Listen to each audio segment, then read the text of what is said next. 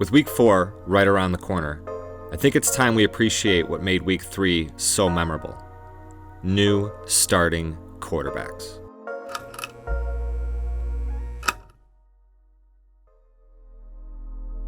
In Week 3 alone, 6 quarterbacks got their first start of the season. For today's video, I'm going to rank each of these guys based on whose performance I thought stood out the most. Luke Falk started for the Jets while Sam Darnold was out with mono. With going up against the Patriots in his first start, expectations were pretty low.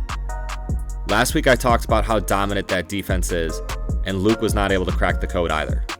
He put up an uninspiring 54% completion percentage and threw for less than 100 yards. He started in the middle of last week after Trevor Siemian went down with a nasty ankle injury, but through 2 games has still yet to score a touchdown. With the Jets on bye in Week 4, there's a chance Darnold could be back in Week 5 or Week 6.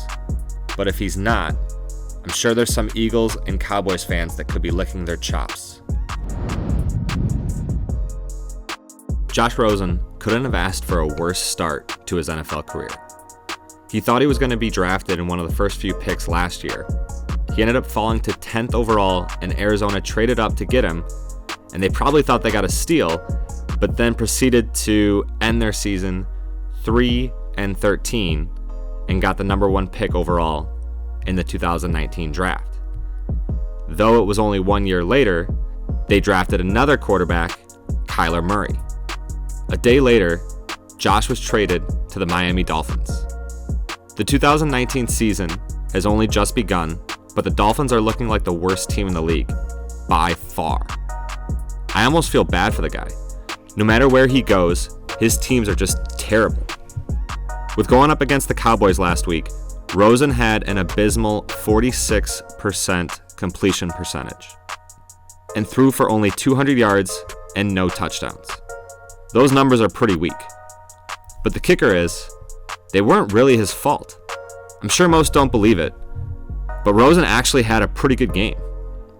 His receivers just can't catch. From watching the game, he kept giving them chances to score. They just blew it.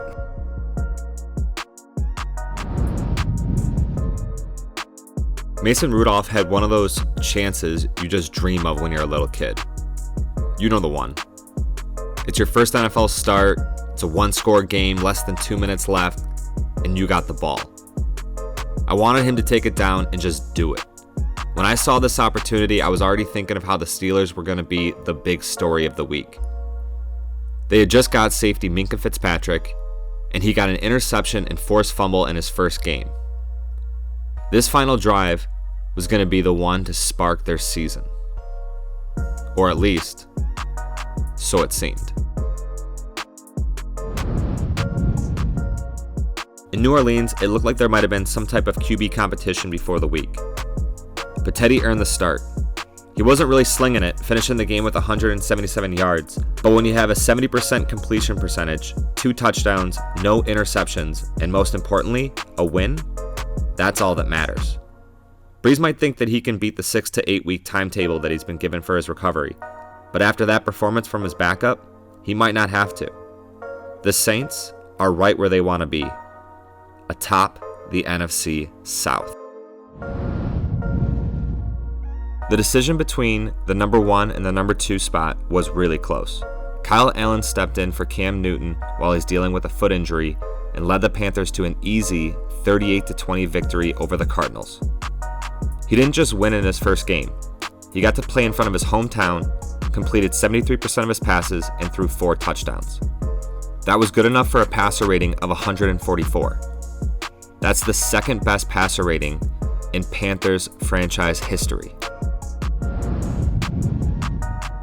Before we go into Daniel Jones' first game, we need to go over how we got here, how he became a Giant, and how he got the start. Unlike the majority of the other quarterbacks we went over, this wasn't a backup filling in for a starter. This wasn't a third stringer strapping up his helmet because someone got injured. This moment was always inevitable. Eli Manning has had an incredible career in New York. 6 playoff appearances, 2 Super Bowls, and 1 Super Bowl MVP. As cliche as it sounds though, there was always going to be an expiration date. With the Giants only having one playoff game in the past 8 years, and Eli turning 38 years old, the organization needed to make a change.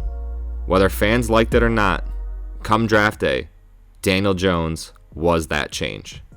With the sixth pick in the 2019 NFL Draft, the New York Giants select Daniel Jones. Who is it? Quarterback. Oh my fucking god! Oh my god! You gotta be fucking kidding me! You gotta be fucking kidding me! How did they take Daniel Jones? How did they fucking take Daniel Jones? The New York Giants just took Daniel Jones over Josh Allen! He was not surrounded by all the talent. He got beat up. They took Daniel Jones over Josh Allen and Dwayne Haskins! How the fuck did this happen? These quarterbacks too. Go ahead, DJ.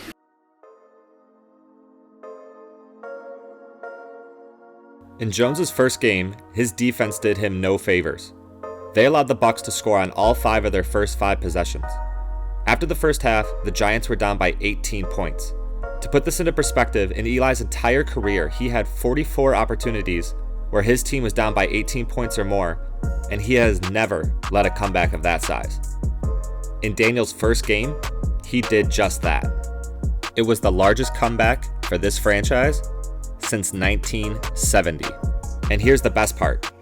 This wasn't a run it down the field, game manager type of comeback. This was a 4th and 5, game on the line, hey everybody, get on my back, winner winner chicken dinner type of comeback.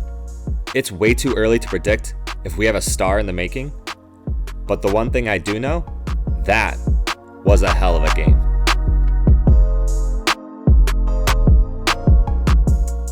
Hey guys, thanks for watching. If you thought any of my rankings were off, let me know. Also, if you liked the video, make sure to like and subscribe. See y'all next time.